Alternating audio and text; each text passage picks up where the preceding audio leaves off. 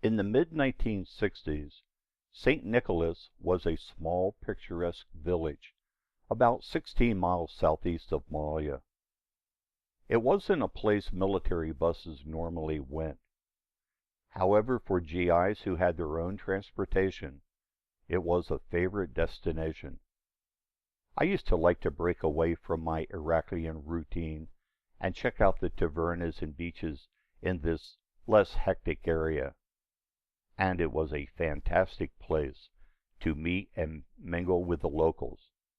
Sitting and drinking with Greek men who spoke no English and who bought us as much as we wanted to drink and more is one of my fondest memories of life on the island. Usually we made the trip to St. Nick's when Able Flight was on a 3-day break and we didn't have to rush back for work. This allowed us to sleep over. From our previous visits to the area, we knew it was impossible to find a local restaurant with halfway edible food, especially one that served American coffee, and coffee was vital. So before leaving base, we always stocked up on eggs and bread from the chow hall so we would have something to eat in the morning.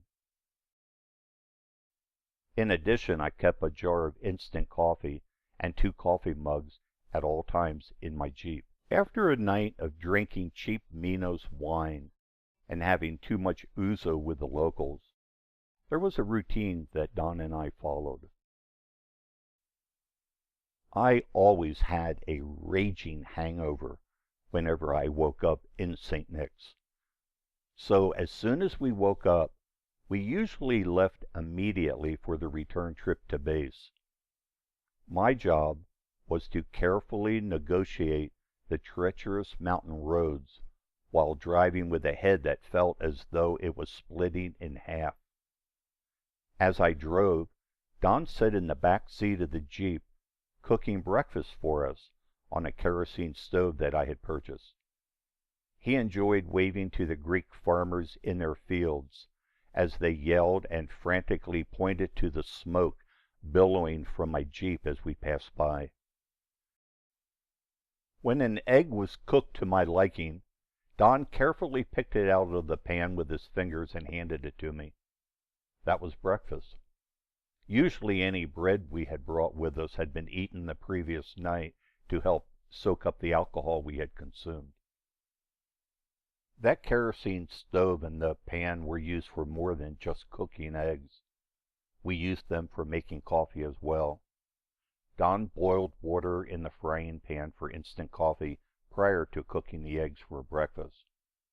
Both items became essential equipment for our overnight trips away from base wherever we went.